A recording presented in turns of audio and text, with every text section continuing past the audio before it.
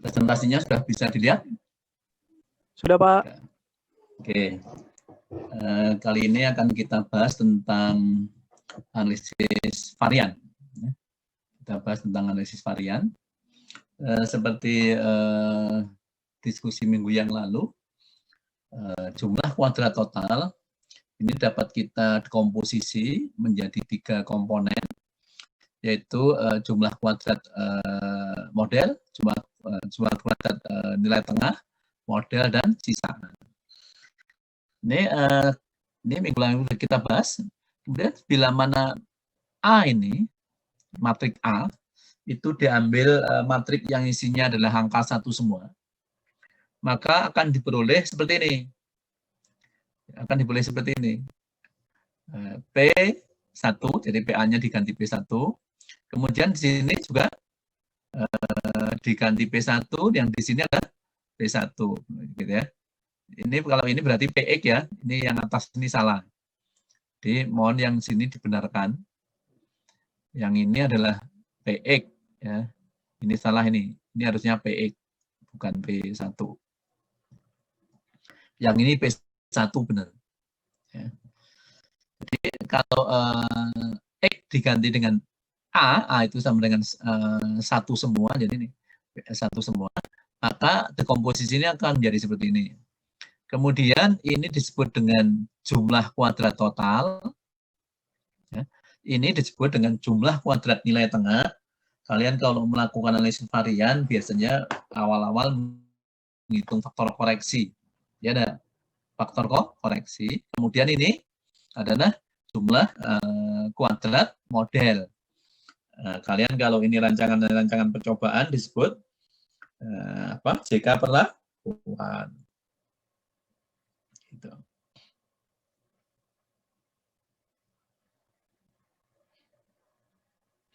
Sedangkan ini adalah jumlah kuadrat sisa. Jumlah kuadrat sisa. Ini yang disebut dengan dekomposisi jumlah kuadrat ortogonal. Kenapa ortogonal? Karena Y transpos P1Y dikalikan Y transpos PX min P1Y ini akan sama dengan 0. Demikian juga ini dikalikan ini juga akan sama dengan 0. Ya. Perhatikan ini kan P1 kali PX itu sama dengan P1. P1 ini dempoten, ya enggak? Otomatis ini sama dengan nanti P1 minus P1 sama dengan 0. Kalau ini dengan ini otomatis juga sama dengan 0. Ini yang disebut dengan apa? Dekomposisi ortogonal, yaitu pemecahan menjadi beberapa komponen yang dijamin saling bebas. Apa manfaatnya nanti? Manfaatnya kalian kalau ini nanti ada derajat bebas, ya enggak? Derajat bebas. Jumlah kuadrat dibagi derajat bebas, kemudian kalian biasanya nyebutnya dengan kuadrat tengah, ya enggak? Kuadrat tengah. Kuadrat tengah model perlakuan dibagi dengan kuadrat tengah galat, kalian sebutnya dengan apa? Akan berdistribusi F. Dengan catatan antar keduanya harus saling bebas. Kalau antar keduanya tidak saling bebas, maka tidak berdistribusi F. Ya, makanya tadi ini ortogonal ini penting agar apa? Nanti kalau dirasiokan apa ini quadratic formnya ya, bentuk kuadratnya dirasiokan, itu akan mengikuti atau asumsi dari distribusi yang digunakan terpenuhi. Sekarang distribusinya seperti apa gitu? Tadi kan saya sebutkan distribusinya seperti apa. Apa benar kalau kuadrat tengah galat dibagi kuadrat tengah model dibagi kuadrat tengah galat itu berdistribusi F? Tentunya kalian harus ingat sedikit tentang apa? StatMat. Ya enggak, ingat sedikit tentang StatMat. Gitu ya. Itu. Sebenarnya ini StatMat. Nah, sudah kita pernah bahas tentang quadratic form, bentuk kuadrat. Y transpos P ya, P1Y ini berdistribusi Q kuadrat. Dengan derajat bebasnya 1 dan ini. Ya. Nanti kalau kita hipotesiskan hipotesis nolnya itu beta sama dengan 0, maka ini tinggal 1 derajat bebas yang kemudian disebut dengan apa? Q kuadrat tersentral. Makanya kalian kalau uji Q kuadrat itu selalu derajat bebasnya 1, itu sebenarnya adalah Q kuadrat tersentral. Kemudian galat ini. Oh ini dulu ya model. Model ini juga berdistribusi Q kuadrat. Derajat bebasnya 2, pangkat dari P oktogonal. Terus kemudian kali ini kali-kali ada yang salah ini ya. Kemudian error ini juga berdistribusi Q kuadrat, yaitu N min pangkat derajat bebasnya atau apa? Derajat bebasnya adalah N minus pangkat dari X. Nah, karena ini, yang ini berdistribusi kuadrat, yang ini berdistribusi kuadrat, ya, jumlah kuadrat model Q kuadrat, distribusinya kuadrat sisaan Q kuadrat, maka kalian mesti ingat sedikit, ya enggak? Kalau ada distribusi Q kuadrat, ya, kemudian dibagi dengan distribusi Q kuadrat, ini Q kuadrat kedua, ini akan berdistribusi F. Ya enggak? Dengan catatan apa? Antara Q kuadrat yang atas dengan Q kuadrat yang bawah harus independen, saling bebas. Kalau tidak independen, ya ini tidak memenuhi distribusi F. Nah, nanti ini ada, kalau di sini derajat bebasnya adalah V1, persentral semua, ini derajat bebasnya adalah V2, maka derajat bebas dari F kita adalah V1 dan V2. Ini dengan catatan kalau beta 0 benar. Beta 0 benar itu berarti beta ini sama dengan 0, sehingga apa? Di sini 0. Sehingga derajat bebasnya hanya tinggal 2. Gitu ya. Itu yang kita sebut dengan distribusi F tersentral. Distribusi Q kuadrat tersentral. Kalau tidak, sangat kompleks. Distribusi F-nya tidak tersentral, yaitu derajat bebasnya ada 4.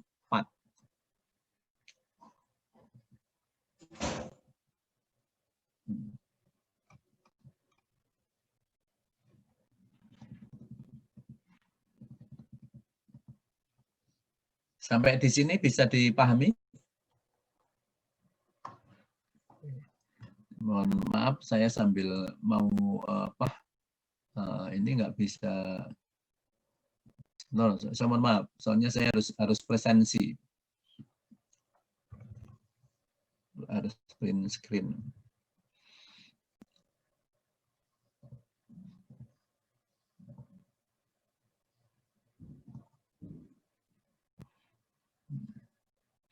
Kalau begitu saya menggunakan yang ini aja.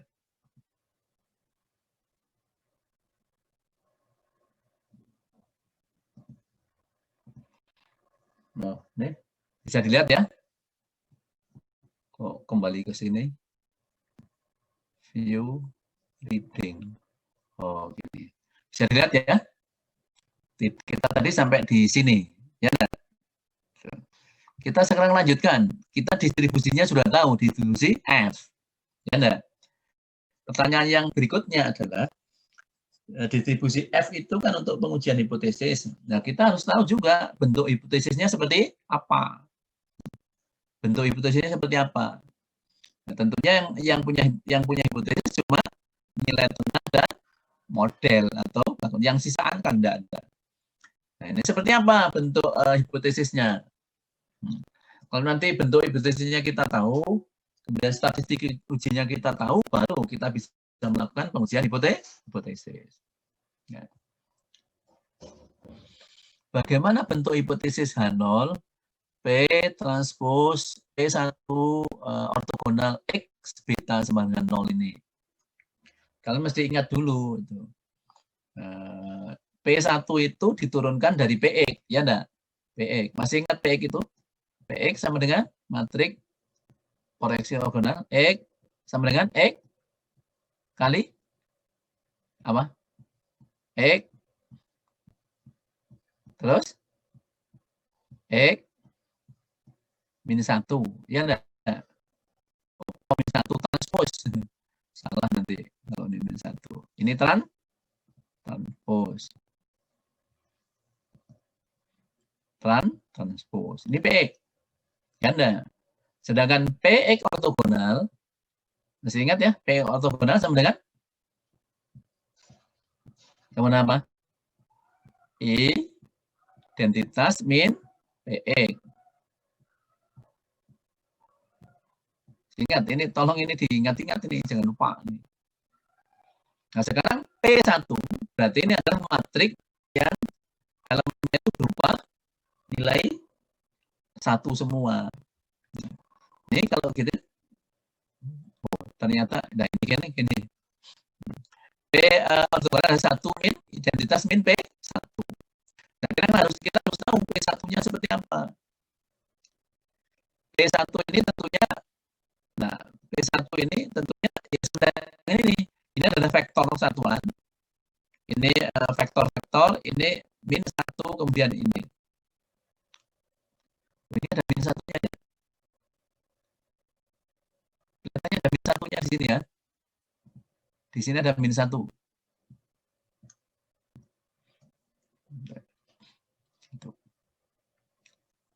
Supaya tidak salah. 1 ya, ini. Ini seperti apa gitu. Seperti apa kira-kira? Ini kan sudah saya ringkas nih. Kebetulan ini kita punya model masih yang lama. Kita masih punya model yang lama. Y, model kita dulu Y sama dengan mu plus alpha I. Model kita masih yang lama, alpha I plus epsilon IJ. Ini juga IJ-nya kelewatan. IJ. Dengan catatan I bergerak dari 1 sampai T3. Ya. Dan J bergerak 2. J-nya bergerak 1, 2.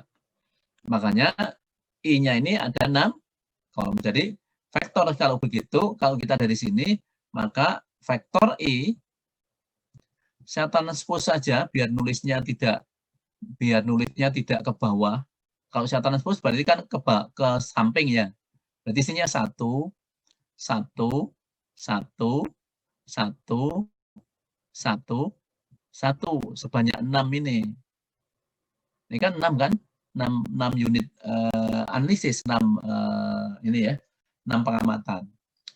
3, 1, 3 ini 2 ini, nulisnya agak repot nih.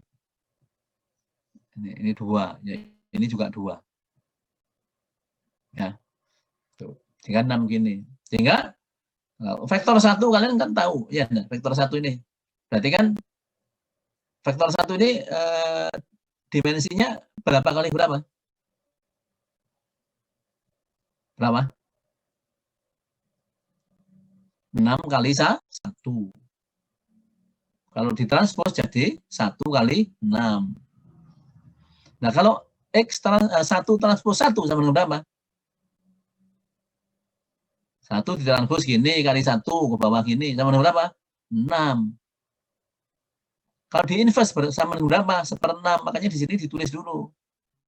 1/6 itu ditulis di yang tengahnya, ditulis di situ. 1 kali 1. Ini bisa kalian lihat. Ini ke bawah 1, 1, 1, 1 kali 1 ke sini. Kalau dikalikan kan jadi matriks 6 kali 6 yang ukurannya, yang dalamnya 1, 1 semua. Itu kan 1 kali ini. Jadi perhatikan ya. Yang ini. Yang ini. Ini itu adalah perkalian dari 1 kali 1 transpose. Ya enggak? Yang ini tuh. Sedangkan yang ini 1/6 itu, 1/6 itu kan adalah ini. Ya. Ini 1/6 ini. Nah, 1/6. Ya. 1/6. Nah, yang ini itu adalah 1 kali 1 transpos. Vektor 1 kali vektor 1 transpos. Isinya kan ini. Bisa ya? Bisa dimengerti ya?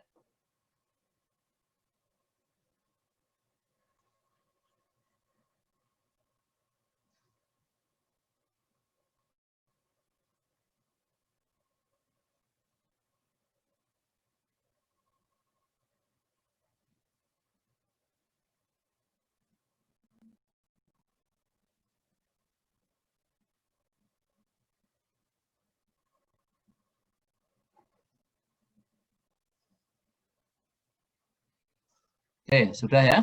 Sudah bisa dipahami? Kita lanjutkan. Nah, sekarang kita tinggal mencari ini.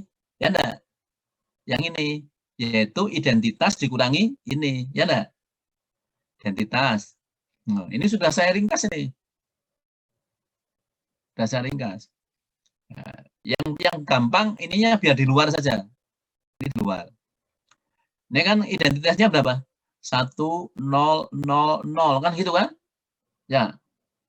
Berarti 1, 0, 0, 0. Berarti kalau 1 dikurangi 1 sama dengan berapa? Dengan berapa?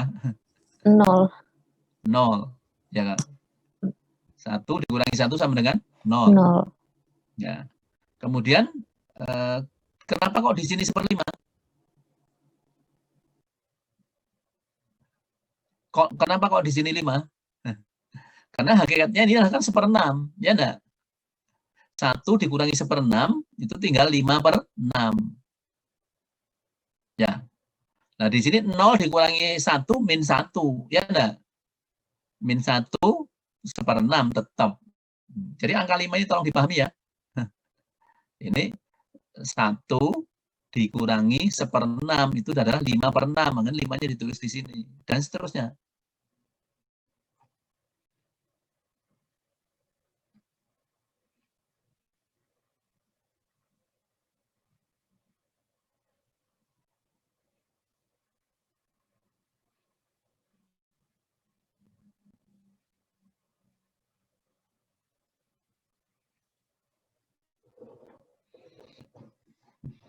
Nah, ya, bisa diikuti ya. Tolong dipahami. Ya.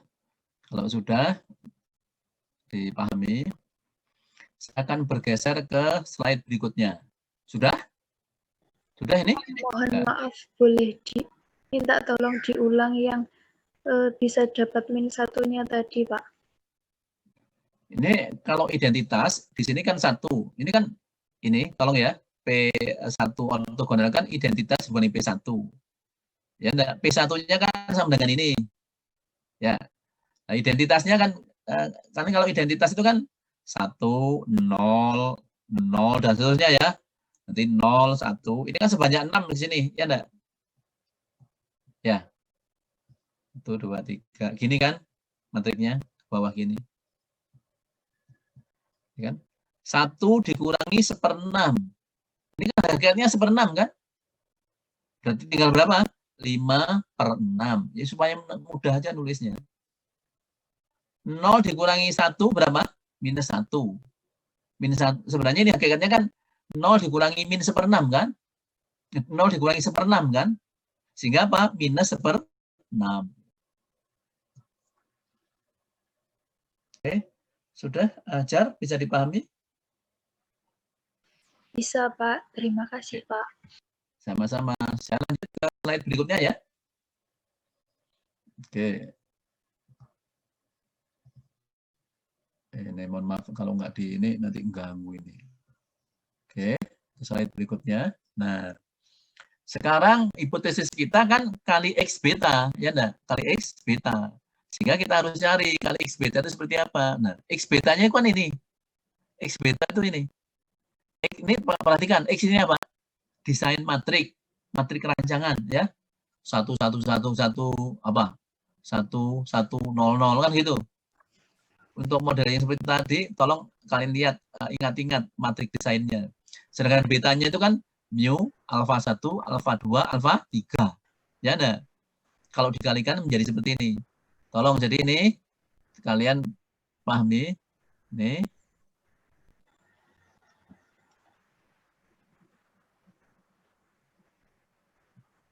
Ini ya. Ini perkalian ini kita pilih ini. Ya enggak? Sedangkan yang ini tadi itu seperti slide sebelumnya ini. Ya ini kan. Ya. Gitu. Sehingga tinggal kita kalikan. Nah, kalau kita kalikan seperti ini. Tadi saya tidak tulis ulang, tolong diperhatikan ini. 5 minus 1 gini ya. Ini 1/6, ya enggak? Ini akhirnya kan 5/6. Ini minus 1/6 gitu ya. Nah, kalau dikalikan benar enggak? Ini tetap 1/6, ini tinggal 5-nya dimasukkan. Cuman ini diberi kurung. Berarti kan benar enggak ini? 5 alfa 1, mu-nya 0. Setuju enggak? Nih, kalau ini 5 kali minus 1 kali minus 1 kali minus 1, 5 kali 5 alfa 1, ya enggak? 5 mu 1 minus 5 mu minus 5 mu. Berarti 0, ya enggak? Tinggal 5 alfa 1, terus di sini alfa berapa? Ini alfa 1, ini alfa 2, ini alfa 3, ya enggak? Sehingga kalau dikalikan jadi seperti ini. Alfa 1-nya tinggal 1. Alfa 2-nya ada 2, alfa 3-nya 1 ya. Ini yang ini. Untuk yang bawah ini kalian isi. Kalau yang bawah ini berarti berapa isinya? Yang di sini. Ayo. Kalau ini diisi berapa yang di sini? Alfa berapa? Ya yang paling gampang kalian tulis di sini 5 alfa 2 minus berapa? Alfa 1 Alfa 1 plus ditambah 2 alfa 2. Loh, kok 2 alfa 2? Alfa 2-nya udah diambil ke sini 1. Oh ya. Kalikan aja. Ya. Kalian. Harus ingat ini. Untuk ini seperti apa? Ya. Ini kali-kali salah loh. Ini kurang 2 loh ini. Ini harusnya ada 2 loh. Ya enggak? Ini ada 2. Kalian tambahin nih. Alfa ini harusnya 2 alfa 1. Ya enggak? Ini alfa 2. Ini plus 2 alfa 3. Gini. Karena di sini alfa 2-nya udah diambil di sini 1. Dan seterusnya. Ya enggak? Ini kurang 2 ini. Kurang 2. Ini kalau dilanjutkan, diringkas ini supaya gampang. Nah ini juga salah kan, ini kurang kan ini. Mohon maaf ini ya. Ini kurang 2 loh ya. 2. Ini 2. Kurang angka 2-nya. Ini sebenarnya kan manipulasi matematika saja kan ya. Yang di sini ditambah alfa 1, 1, di sini ditambah alfa 1, 1. Sehingga alfa 1 minus alfa 1, 0 gitu. Ya. Di sisi lain supaya gampang, ini dibagi 6 tinggal 1 gitu loh. Ya, itu untuk sederhananya. Nah, ini kalau ditambahkan kan 6, alfa nanti jadi alfa rata-rata. Jadi ini kalau dilanjutkan, ketemunya gini. Ya kan, alfa 1, alfa 2 minus alfa rata-rata. Ini penyederhanaannya ini. Ini ditambah 1 alfa 1, ini ditambah 1 alfa 1. Ya enggak? Ini jadi 6 alfa 1, ini jadi 2 alfa 1. Tapi kan di sini plus, di sini minus. Hakikatnya kan tidak berubah nilainya. Bisa diikuti ya, teman-teman ya? Bisa? Oke, terima kasih. Mohon dipahami ini. Sehingga, nah, tadi hipotesis kita kan seperti ini, ya enggak? Sama dengan 0. Ya. Hipotesis kita tadi, ini loh, ya. Ini, ya. sama dengan 0 ini. Itu bentuknya seperti apa? Gitu. Bentuknya ternyata seperti ini. Ya diringkas saja, ini kan 2 baris ini sama, 2 baris ini sama, 2 baris ini sama. Supaya tidak repot-repot kita. Ya. Apa maknanya? Kalau terima H0 artinya apa? Kalau terima H0. Alfa 1 minus alfa rata-rata sama dengan 0. Alfa 2 minus alfa rata-rata sama dengan 0. Alfa 3 minus alfa rata-rata sama dengan 0. Artinya apa? Tidak ada pengaruh yang signifikan. Oh kok gitu? Ya jangan ke sana dulu lah. Ya artikan dari matematisnya ini dulu. Kalau terima H0 itu kan memang tidak signifikan, tapi artinya apa ini? Alfa 1 minus alfa rata-rata sama dengan 0. Alfa 2 minus alfa rata-rata sama dengan 0. Alfa 3 minus alfa rata-rata sama dengan 0. Apa secara matematis? Nilai untuk setiap alfa adalah sama. Ya, siapa tadi yang berpendapat? Siapa? Saudara siapa? Tolong. Enggak tampak wajahnya itu Pak. Zoom-nya nggak bergerak ini. Siapa? Ahmad Rizali. Yo, ya, ayo Rizali. Gimana? Ya, Pak. Nilai untuk Matematis setiap saja. alfa adalah ya, alfa 1 sama dengan alfa 2 sama dengan alfa 3 sama dengan alfa rata-rata. Tuh. Kenapa kau harus sama dengan alfa rata-rata? Sama dengan 0. Ya, kok sama dengan 0? Itu berarti kan alfa 1 sama dengan alfa 1 sama dengan alfa rata-rata, alfa 2 sama dengan alfa rata-rata, alfa 3 sama dengan alfa rata-rata, kan gitu kan? Apa artinya? Ya alfa 1 sama dengan alfa 2 sama dengan alfa 3 secara matematis. Ya. Kan seperti ini ya. Nah. Ini mengimplikasikan bahwa alfa 1 sama dengan alfa 2 sama dengan alfa 3, yaitu apa? Semua perlakuan atau semua grup tidak berbedanya nyata. Selesai sudah. Mana perlakuan yang terbaik? Tidak ada. Mana grup yang terbaik? Tidak ada. Tetapi kalau signifikan, kalau ditolak, mana yang berbeda? Nggak tahu. Dari uji F analisis varian itu nggak tahu mana yang berbeda. Ya enggak? Oleh karena itu ada uji lanjutan. Kalian biasanya uji lanjutannya menggunakan apa? Menggunakan apa? BNJ, Pak. BNT, BNJ, Pak. Oh, BNT, BNJ, statistism itu yang komplit. BNT, BNJ itu kan cuma sebagian. Tapi ya paling tidak udah ada gambaran lah. Menggunakan apa? Multiple comparison. Pembandingan berganda. Ada berapa macam? Yuk, pernah dengar ada Skevi? Ada Bonferroni? Banyak itu, nanti tolong dicari. Ada 11 macam itu. Jangan BNT, BNJ, BNT, BNJ. Kalah dengan orang pertanian nanti. Yang kedua apa? Di samping pembandingan berganda. Ortogonal kontras. Ya enggak? Yang ketiga apa? Kalau responnya kuantitatif. Apa? Respon surface. Ya. Analisis permukaan respon. Atau ortogonal polinomial. Yang terakhir, yang keempat, seperti kemarin di model penuh, apa? Hipotesis fungsi linear parameter. Perlakuan 1 tidak dipupuk, perlakuan 2 dipupuk 5 gram. Kalau saya tar habis 5 pintal. Perlakuan 3 dipupuk 1 ton. Ya jangan alfa 1 sama dengan alfa 2 sama dengan alfa 3. Itu nggak ada manfaatnya. Harusnya apa? 4 alfa 1 sama dengan 2 alfa 2 sama dengan alfa 3. Itu ya enggak? Artinya apa?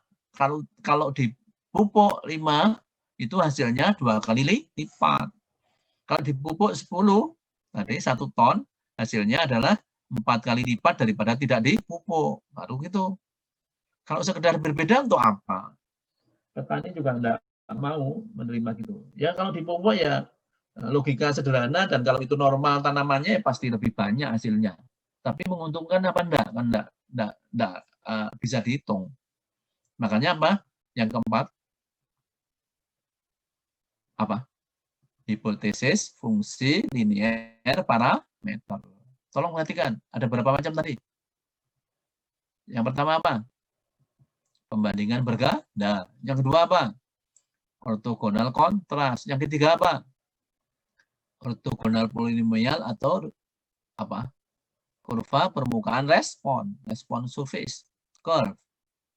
Yang keempat apa? Hipotesis fungsi linier parameter. Tentunya yang 1 sampai 3 tidak saya bahas karena itu harapan saya sudah dibahas di mata kuliah apa? Rancangan percobaan atau analisis varian. Nanti yang mau kita bahas hanya yang apa? Apa yang terakhir? Apa? Hipotesis fungsi linier parameter. Pada tahap ini, analisis varian hanya merupakan cara meringkas dan perhitungan data dan belum bisa menjawab hal yang spesifik. Makanya apa? Diperlukan hipotesis fungsi linier parameter. Ini kalau pendekatan model linier. Tapi tadi saya sebutkan ada 4 alternatif kan ya? 4 alternatif.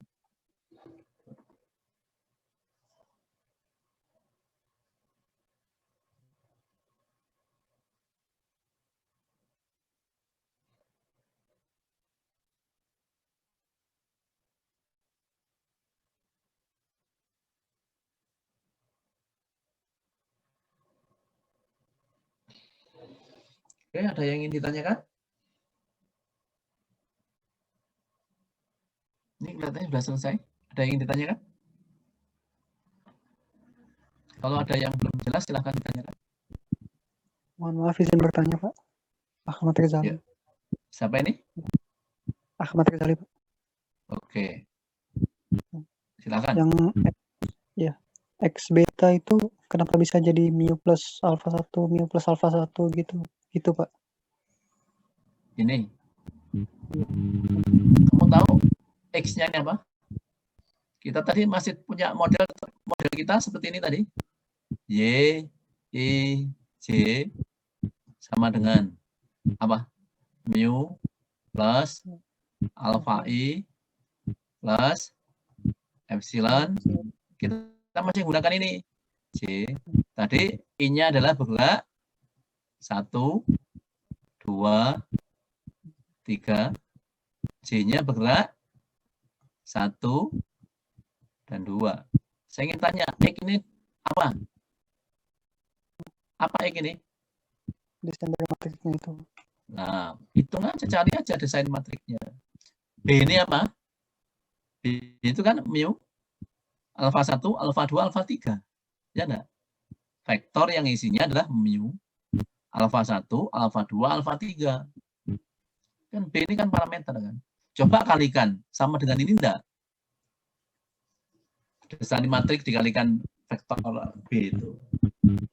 Ya tentunya kalau kuliah ini kemudian saya tulis semua, kalian nanti enggak, ini harapan saya, ini memang saya sengaja saya potong gini untuk kalian lengkapi supaya paham.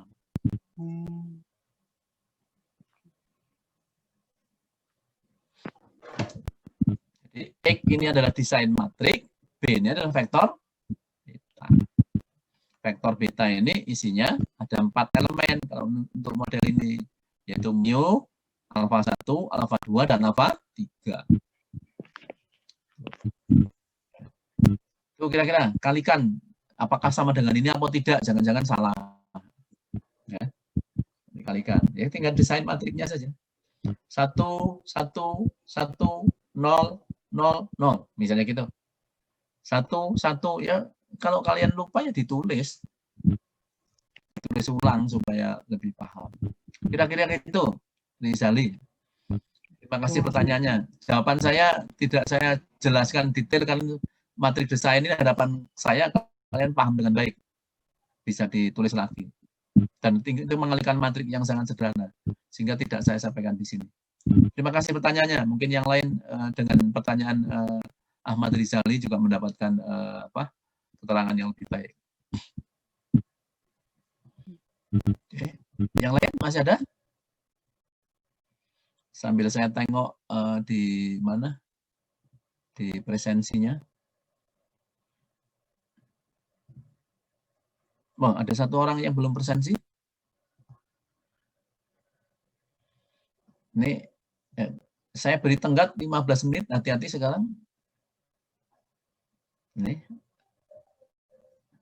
Rizky Rivaldi Akbar. Terlambat nih, tidak ada ini. Tenggat waktu saya agak pendek. Ini untuk kembali saya ingin kalian disiplin.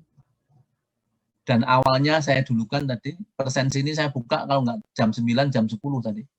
Bersamaan saya share materi. Sehingga harapan saya kalau nanti masih, saya ini Pak ada masalah-masalah gini-gini, itu harusnya sudah tidak terjadi. Karena ini sudah saya buka mulai agak pagi tadi. Ya. Ada yang presensi tadi agak pagi? 12.19. Ini ada yang jam 10.19 sudah ini. 9.21. Ya, ini bisa dilihat kan ini PPT ini? Nggak bisa?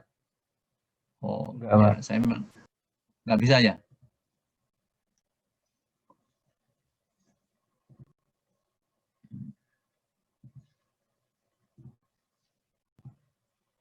Nih, kalau bisa dilihat ya. Nah, supaya kita kalau saya nanti disalahkan itu kalian ada saksinya nih loh. Ada satu orang ini. Bagi yang merasa tidak presensi ya salahnya sendiri. Toh ada yang presensi jam 9:04. Saya tidak buka ini ya. Kalian rajin aja cek Google Classroom itu. Ada yang presensi jam 9.04. Ini kan jejak digital, nggak bisa dibohongi. Dan kalau tidak salah, saya berikan tenggat waktu sampai jam berapa tenggat waktu? 13.15. Lebih dari ini kalian sudah dianggap tidak presensi. Tolong diikuti nih aturan main ini. Untuk belajar disiplin dan tanggung jawab. Oke, ada yang ditanyakan? Sekaligus ini mau saya print screen untuk presentasi.